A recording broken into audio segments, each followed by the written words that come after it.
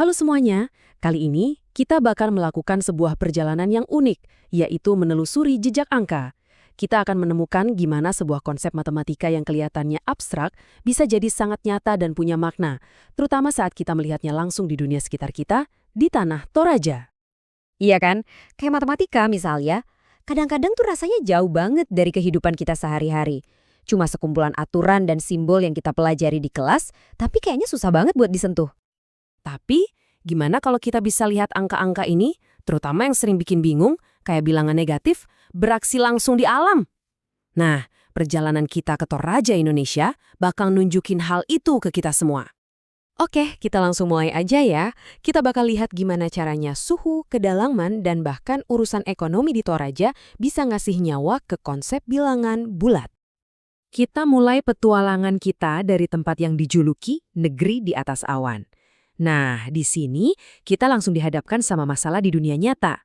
Gimana sih caranya kita mengukur perubahan suhu yang ekstrim banget? Coba deh bayangin, ada sekelompok siswa lagi studi lapangan. Siang hari, mereka ngerasain udara yang sejuk, cerah, tapi mereka tahu begitu malam tiba bakal ada perubahan yang besar banget. Nah, ini dia titik awal kita. Siang hari suhunya nyaman banget, 20 derajat Celcius di atas titik beku. Angka yang positif, angka yang kita semua kenal baik. Nah, di sini kita bisa lihat perjalanannya dengan jelas banget. Lihat, langkah 1, kita mulai dari positif 20 derajat. Terus di langkah 2, suhunya turun 20 derajat yang membawa kita pas banget ke titik beku, 0 derajat Celcius. Tapi perjalanannya belum selesai. Di langkah 3, suhunya anjlok 5 derajat lagi, ngelewatin angka 0 dan masuk ke wilayah yang baru. Dan disinilah kita tiba, minus 5 derajat Celcius. Ini keren banget kan? Ini menunjukin betapa cerdasnya manusia. Kita nggak cuma berhenti di angka 0, kita menciptakan sebuah konsep baru buat ngomongin sesuatu yang lebih dingin dari dingin, sesuatu di bawah 0. Nah, itulah gunanya bilangan negatif. Jadi, poin pentingnya adalah bilangan negatif itu bukan sekedar angka yang ada tanda minusnya. Dia itu sebuah alat untuk mendeskripsikan kondisi nyata kayak rasa dingin yang menusuk tulang di lolai. Oke, kita lanjut yuk. Kita lihat gimana konsep yang sama ini bisa kita temukan dalam konteks yang beda. Dari ketinggian di atas awan, sekarang kita turun ke kedalaman Sungai Sadan. Aturannya simpel banget. Permukaan air itu adalah titik nol kita. Apapun yang ada di atasnya, itu positif, dan apapun yang ada di bawahnya, yaitu negatif. Gampang kan?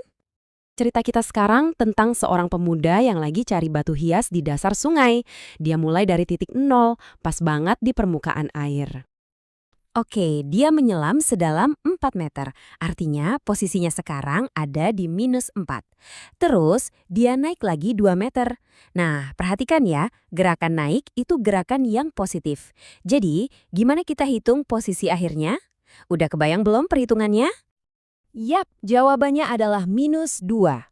Artinya dia masih ada 2 meter di bawah permukaan air. Dia belum muncul ke permukaan, tapi udah lebih dekat. Sekali lagi, bilangan negatif ngasih kita gambaran yang presisi banget tentang di mana posisinya.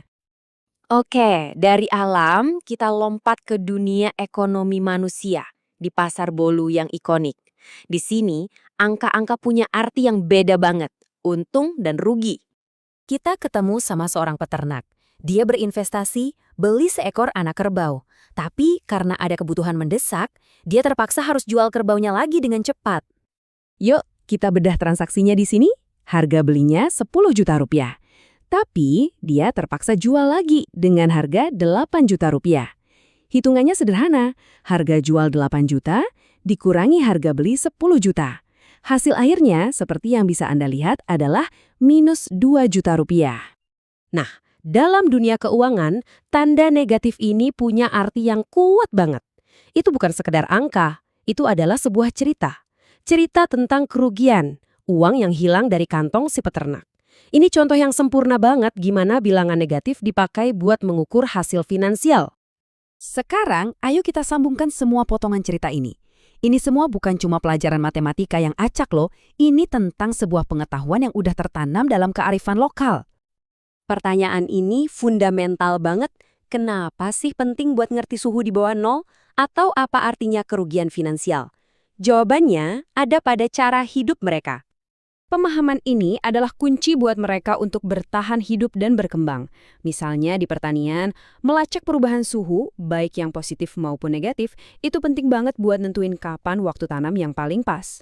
Terus di konstruksi, saat mereka mengukur kedalaman fondasi rumah adat tongkonan di tanah yang miring, itu juga pakai prinsip yang sama.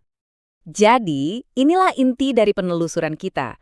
Entah itu di puncak Lola yang dingin, di kedalaman Sungai Sadan, atau di tengah ramainya Pasar Bolu, angka-angka ini, terutama bilangan negatif, bukanlah sekedar teori.